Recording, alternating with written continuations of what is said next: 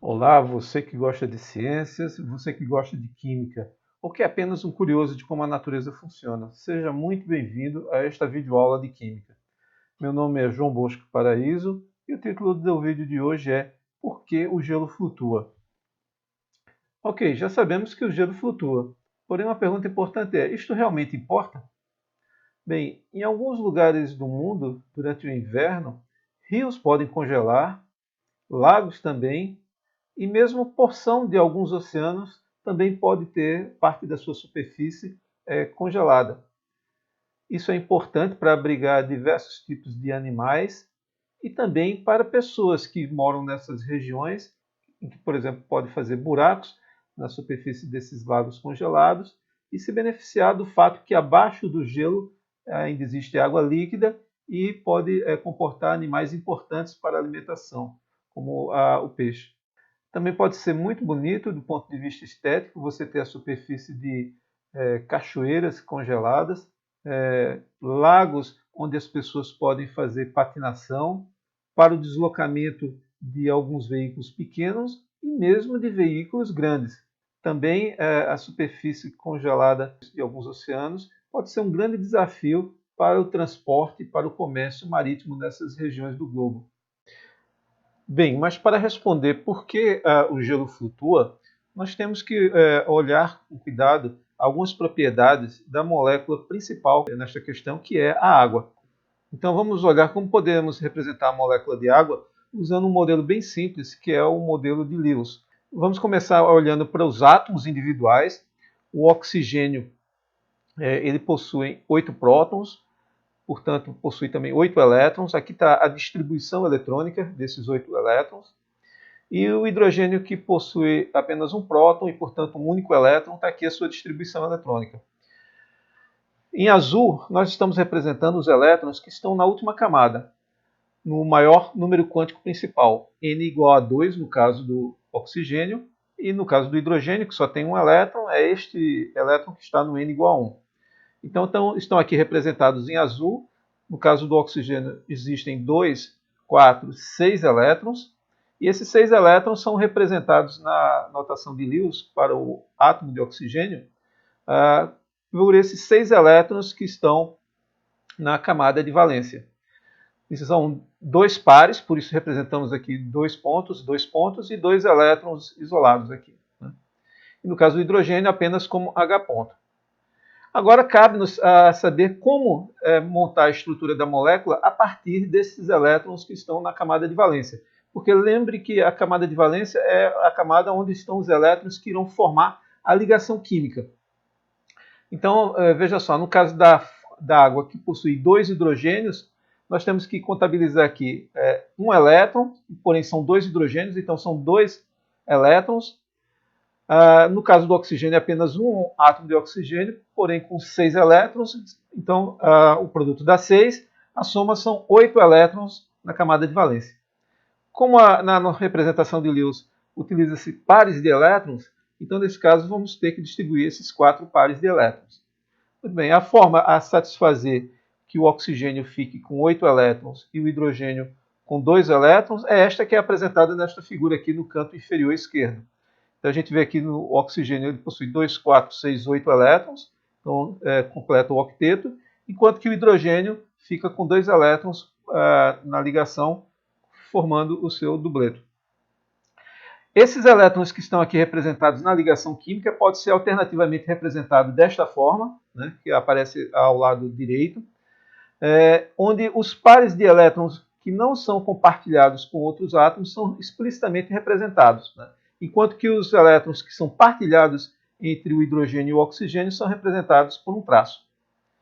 Porém, essa ideia de que os elétrons estão igualmente compartilhados entre o hidrogênio e o oxigênio é um exagero, né? E nós sabemos que, à luz da mecânica quântica, em lugar de saber onde os elétrons estão, a gente deve substituir pela ideia de onde é mais provável, né? Qual é a maior densidade de probabilidade de encontrar os elétrons. E resolvendo a estrutura eletrônica da água, através dos métodos da mecânica quântica, a gente chega ao resultado de que os elétrons ficam mais concentrados próximos ao oxigênio e menos concentrados, uma menor densidade de probabilidade de serem localizados próximos aos hidrogênios. Dessa forma, essa seria uma representação para a molécula da água, o que é compatível com a ideia de que se você tiver que representar de uma forma simples a distribuição de cargas nessa molécula, poderíamos representar que existe próximo do oxigênio uma densidade de carga negativa e a ausência, a falta de elétrons próximos ao hidrogênio. Portanto, haveria uma densidade positiva de carga próximos aos átomos de hidrogênio. Dessa forma, a gente costuma dizer que o oxigênio é um sítio básico, ou seja, é um sítio que pode interagir com uma carga positiva, enquanto que o hidrogênio é um sítio ácido, ou seja, é uma região em que pode interagir com um átomo ou uma molécula vizinha rica em elétrons. Bem, agora se nós avaliarmos o que acontece com a molécula da água em uma dada temperatura, se desenharmos aqui um eixo onde a temperatura aparece em graus Celsius, entre 0 e 100, sabemos que a água existe na sua forma líquida. Acima de 100 graus Celsius, ela vai estar na sua forma gasosa, e abaixo de 0, ela vai estar na sua forma sólida, a qual chamamos de gelo. Então, para responder a nossa pergunta inicial, por que o gelo flutua, olharemos com mais detalhes o comportamento da molécula da água na sua forma líquida e sólida. Bem, mas antes de chegar nesse momento, vamos começar de uma situação mais simples e descrever o comportamento da molécula da água, primeiramente em fase gasosa. Bem, em fase gasosa, uma das principais características das moléculas de água é que elas estão transladando no espaço com um afastamento, uma distância média entre elas relativamente grande, o que minimiza interações tanto atrativas quanto repulsivas. Já na água líquida, uma das principais características é que a distância entre uma molécula de água e outra é relativamente menor que comparada à fase gasosa, o que propicia uma interação entre o hidrogênio ácido de uma molécula de água com o sítio básico, o sítio rico em elétrons de uma molécula de água vizinha, ocasionando as famosas ligações de hidrogênio, ou abreviada de uma forma mais simples em inglês como H-bond. Bom, por falar em ligações de hidrogênio, acho que esse é o momento apropriado da gente apresentar uma reformulação deste conceito que foi publicado em novembro de 2010 na revista Chemical and Engineering News, onde foi publicado o resultado de uma força-tarefa constituída de pesquisadores de várias universidades do mundo, os quais trabalharam para uma reformulação deste conceito de ligação de hidrogênio. Esses pesquisadores, nessa publicação, colocam a ligação de hidrogênio como uma interação atrativa entre um átomo de hidrogênio em uma molécula ou fragmento molecular, HX, onde X é um átomo mais eletronegativo do que o hidrogênio, e um átomo ou um grupo de átomos na mesma ou em uma molécula diferente em que há evidência da formação de uma ligação. Então a ideia é essa, representada aqui nesse quadrado, nesse box em azul. O hidrogênio ligado a um átomo mais eletronegativo vai ter um caráter positivo, e esse caráter positivo desse hidrogênio vai interagir com um átomo ou uma porção de uma molécula onde tem uma certa densidade de cargas negativas, propiciando esse tipo de interação. Note que isso aqui foi uma tradução minha, que eu fiz da versão original em inglês, que está nesta referência. Aqui embaixo está o local dessa publicação, e eu vou colocar na descrição desse vídeo este link para os interessados em ver o texto original. Mas retornando aqui à nossa figura anterior, lembrando que então na água, as moléculas de água estão formando interações, ligações de hidrogênio com moléculas vizinhas, e isso é uma constante nessa fase. Já na água sólida, ou seja, no gelo, o que há de destacar é o fato de que o número dessas ligações de hidrogênio alcançou o seu valor máximo, que é 4, em que é possível haver a interação tanto a partir dos átomos de hidrogênio com moléculas de água vizinhas, bem como dos pares de elétrons com os hidrogênios de moléculas de águas vizinhas. Muito bem, então podemos resumir que em fase gasosa o número de ligações de hidrogênio é aproximadamente 0. Na forma líquida, dependendo da temperatura, o número de ligações de hidrogênio vai ser maior do que 0 e menor do que 4. E no gelo, o número dessas ligações de hidrogênio é igual a 4. Muito bem. Até agora nós representamos a molécula da água usando a representação de Lewis no plano, né? Desta forma.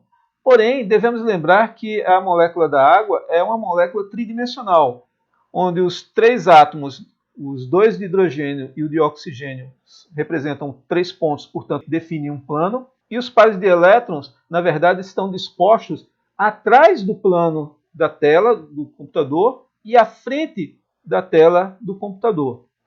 Dessa forma, quando a gente fala de ligações de hidrogênio utilizando uma representação tridimensional para a molécula da água, na verdade, deveríamos representar como aparece aqui na figura do lado direito. Ou seja, existe uma perspectiva tridimensional também para essas ligações de hidrogênio. Portanto, se quisermos ter uma representação não só apenas de duas, mas de muitas moléculas de água, de uma forma tridimensional, deveríamos representar como na próxima figura. Bem, nesta figura, nós temos aqui a estrutura das moléculas da água no gelo. Eu fiz um recorte e deixei apenas aqui um conjunto de 96 moléculas. E nessa representação, a molécula de água, o átomo de oxigênio é representado com uma esfera em vermelho e os átomos de hidrogênio representados com esferas menores em branco. Então a gente vê aqui do lado esquerdo, dá para perceber um ordenamento das moléculas de água, né, no gelo ao longo de 3 dimensões, tanto entrando dentro do plano da tela do computador, quanto acima, como à esquerda para a direita. Né? Então existe um ordenamento tridimensional dessas moléculas de água. Porém, como estamos aqui representando no plano, fica um tanto que difícil de observar algum tipo de estrutura nessas moléculas, e por isso a gente precisa fazer alguns movimentos. Vamos fazer aqui uma rotação dessas estruturas para tentar perceber algum tipo de padrão. Então vamos começar aqui aos poucos rotacionando essas moléculas. Em um certo momento como esse parece a gente perder a percepção de algum padrão, porém aos poucos a gente já começa a ver como aqui embaixo a formação de uma estrutura, até que finalmente com essa figura a gente consegue perceber que as moléculas de água formam conjunto de hexágonos, né? Essas cavidades, essas estruturas bem organizadas, né? E aqui deve ser feita menção que essas figuras foram visualizadas com o programa ACD ChemScat, versão livre, né, 2020 2.0, que eu vou também colocar na descrição desse vídeo o link para quem quiser ter acesso a esse programa. Bem, se a gente pegar essa estrutura agora aqui e der uma limpada nela, deixar apenas, por exemplo, essas moléculas de água que estão aqui no centro, para ficar mais clara a visualização da sua estrutura, teremos essa figura aqui, né? Então, nessa figura aqui, fica bem claro a gente perceber as ligações de hidrogênio entre as moléculas de água vizinha. Essas ligações de hidrogênio são da ordem de 1,77 angstroms. E a gente consegue perceber que uma dada molécula de água, como por exemplo esta que está aqui circulada em amarelo, ela pode fazer ligações de hidrogênio com 4 outras moléculas de águas vizinhas. Então, aquele resultado que a gente tinha apresentado anteriormente, né, quando discutimos o número de ligações de hidrogênio em função da temperatura, mais uma vez a gente consegue perceber que também na forma tridimensional é possível ver que cada molécula de água forma 4 ligações de hidrogênio com outras moléculas vizinhas. Né? Mas uma pergunta que a gente poderia se fazer é o que acontece com essa estrutura tão ordenada na hora que a temperatura aumenta? Bem, na hora que a temperatura aumenta, a distância entre essas moléculas de água vai aumentar, o que vai levar a um colapso dessa estrutura, o que leva a uma diminuição do volume. Assim, uma propriedade intrínseca das substâncias, que é a sua densidade, vai ser alterada em função da temperatura. Portanto, no caso do gelo, onde formam 4 ligações de hidrogênio, onde o volume é máximo, a densidade é menor, comparada da água líquida, que vai ter um volume menor, portanto, uma densidade maior. E esta é a razão pela qual o gelo flutua acima da água. Bem, por hoje era isso, pessoal. Espero que vocês tenham gostado e a gente se vê na próxima videoaula.